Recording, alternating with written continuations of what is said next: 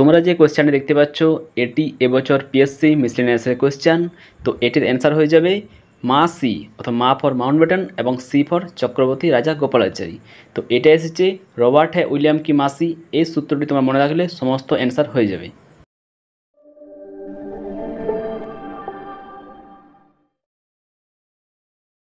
তো হ্যালো বন্ধুরা, এক্সাম দুনিয়া ইউটিউব চ্যানেলে তোমাদের সকলকে স্বাগত। তো তোমাদের সামনে একটা ছোট্ট ভিডিও, এবং এই ছোট্ট ভিডিওর মাধ্যমে আমি তোমাদেরকে বিভিন্ন ট্রিক্স এবং টিপস দেবো যাতে পরীক্ষার সময় তোমরা বেশি বেশি মার্কস আনতে পারো এবং সেটা তোমাদের জন্য খুব সহজ হয়ে যায়। তো আজকে আমরা যেটা নিয়ে আলোচনা করবো সেটা হচ্ছে রবার্ট হ্যাঁ উইলিয়াম কি মাসি। তো এটা জানার আগে আমরা দেখবো যে এটার ইম্পর্টেন্স কতটা। তো দেখো, একটু আগে এই ভিডিও শুরুতে তোমরা কী দেখলে যে এবছর পিএসসি মিসলেনিয়াসে এরকম একটি কোয়েশ্চেন এসেছে এবং পশ্চিমবঙ্গের বিভিন্ন পরীক্ষায় কিন্তু এরকম কোয়েশ্চেন আসে। তোমাদের সামনে যেটা ক্লার্কশিপ আছে পিএসসি ক্লার্কশিপ। তো দেখো, পিএসসি ক্লার্কশিপ 2009 সালে এটা কিন্তু শিফট 2 এর কোয়েশ্চেন। এরপর দেখো এই কোয়েশ্চেনটা সেম কোয়েশ্চেন প্রায়।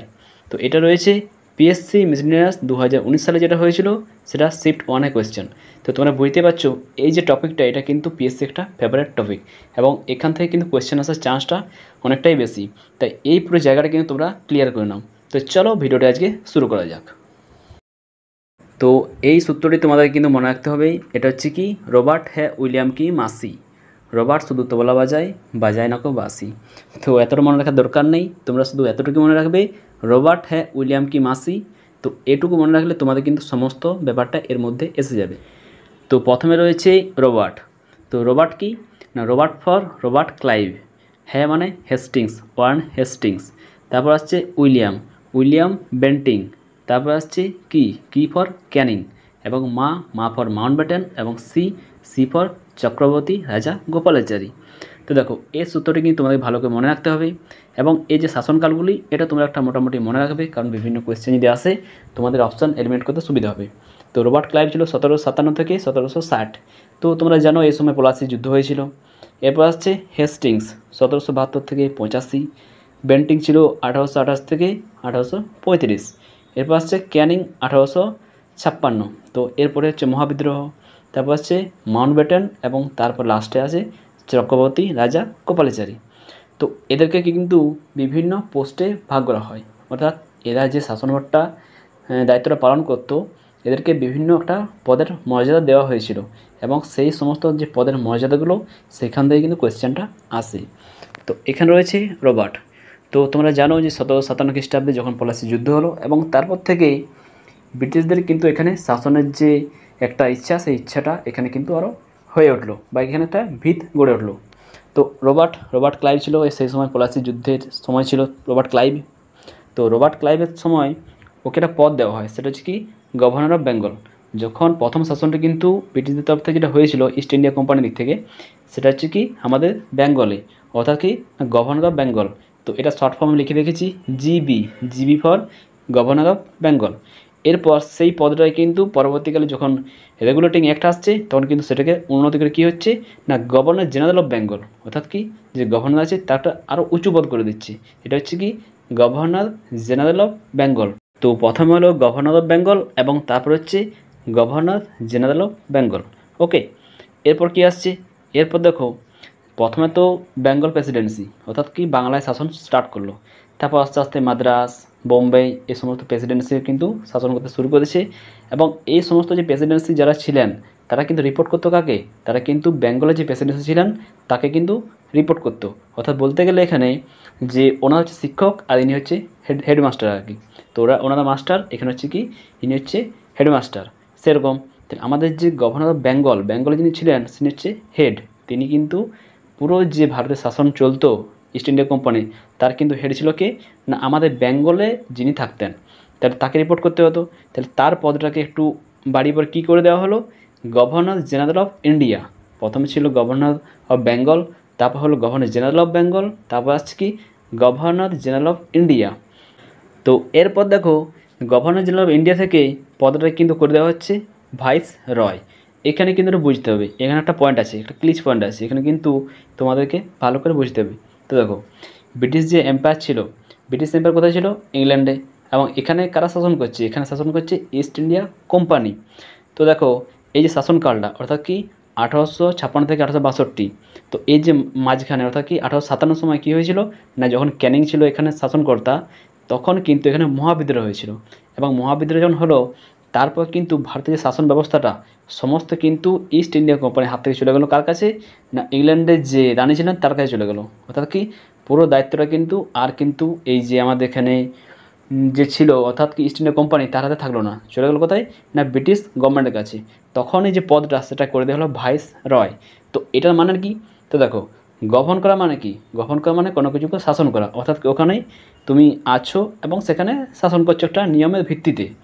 আমাদের যেমন গভর্নর থাকে একটা রাজ্যের, অর্থাৎ কি রাজ্যপাল। দেখো আমাদের যে ভাইস রয় অর্থাৎ ভাইস প্রেসিডেন্ট, আমাদের প্রেসিডেন্ট যতক্ষণ আছে তো কিন্তু ভাইস যে প্রেসিডেন্ট ওনার হাতে কোনো ক্ষমতা থাকে না। অর্থাৎ সোজা কথায় বলতে গেলে এখানে যিনি গভর্নর উনি কিন্তু নির্দিষ্ট নিয়ম মেনে থাকবেন, এবং যে ভাইস রয় ওনার হাতে কিন্তু সেরকম পাওয়ার নেই। ওই ইংল্যান্ডের থেকে যেরকম ইনস্ট্রাকশন আসবে সেরকম কিন্তু শাসন, অর্থাৎ ভাইস রয় জাস্ট একটা হাতের পুতুলের মতন, যেমন ব্রিটিশ সরকার চাইবে ঠিক সেরকমই হবে। কিন্তু গভর্নর কিন্তু সেরকমটা অ্যাকচুয়াল নয়, গভর্নর হাতে কিন্তু পাওয়ার থাকতো। অর্থাৎ ব্রিটিশ সরকার যখন নিয়ে নিল তারপর সেই পদটা হয়ে গেল কি না ভাইস রয়। তাহলে তোমরা বুঝতে পারলে যে গভর্নর এবং ভাইস রয়ের মধ্যে একটা পার্থক্য আছে, এবং সেই পার্থক্যটা কি, এবং এই পার্থক্যটা কিন্তু জেনে রাখা খুবই দরকার। তো এরপর দেখো, এরপর আসছে কি ক্যানিংয়ের পর কী আসছে না GGI লিখে রেখেছি, অর্থাৎ কি না গভর্নর জেনারেল অফ ইন্ডিয়া।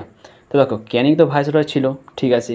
তারপর যখন মাউন্ট ব্যাটেন আসছে, মাউন্ট ব্যাটেনের সালটা দেখো ভালো করে, এখানে সালটা কিন্তু খুবই ইম্পর্টেন্ট, 1947 থেকে 1948। অর্থাৎ 1947 সালে কিন্তু আমাদের ভারত স্বাধীন হচ্ছে। অর্থাৎ লাস্ট যে ভাইস রয় অর্থাৎ ইংল্যান্ডের কাছ থেকে আদেশ আসবে সেরকমভাবে কাজ করবে, সেটা কে ছিল মাউন্ট ব্যাটেন। মাউন্ট ব্যাটেন কিন্তু ছিল লাস্ট ভাইস রয়, অর্থাৎ কি ওখান থেকে যেমন কমান্ড আসবে সেরকম কিন্তু এখানে কাজ হবে। এরপর ভারত স্বাধীন হয়ে গেল, ভারত স্বাধীন 1947 সালের 15ই আগস্ট। তো এরপরেও কিন্তু এখানে যে শাসনভারটা সেটা কিন্তু মাউন্ট ব্যাটেন হাতেই ছিল। অর্থাৎ যদি বলা হয় যে স্বাধীন ভারতের প্রথম যে গভর্নর জেনারেল অফ ইন্ডিয়া তিনি কে, সেটা হচ্ছে মাউন্ট ব্যাটেন। কারণ মাউন্ট ব্যাটেন হাতে সেই সময় কিন্তু একটা ক্ষমতা দেওয়া হলো যে তুমি ভারতের শাসন ব্যবস্থাটা সামলাও। তো এখন হয়ে গেল উনি কি, উনি ছিলেন ভাইসরয়, কিন্তু তার লাস্ট ভাইসরয় হচ্ছে মাউন্ট ব্যাটেন, এবং স্বাধীন ভারতের যে প্রথম গভর্নর জেনারেল তিনি হচ্ছে মাউন্ট ব্যাটেনই। এরপর আসছে লাস্টে চক্রবর্তী রাজা গোপালাচারী, 1948 থেকে 1950 সাল। ইনি হচ্ছেন আমাদের ভারতীয়, ইনি হচ্ছে ভারতীয়, আগেরগুলো সমস্ত কিন্তু ব্রিটিশ ছিল। ইনি হচ্ছে প্রথম ভারতীয় যিনি গভর্নর জেনারেল অফ ইন্ডিয়া হয়েছেন বা গভর্নর জেনারেল হয়েছিলেন। ইনি হচ্ছে প্রথম ভারতীয়।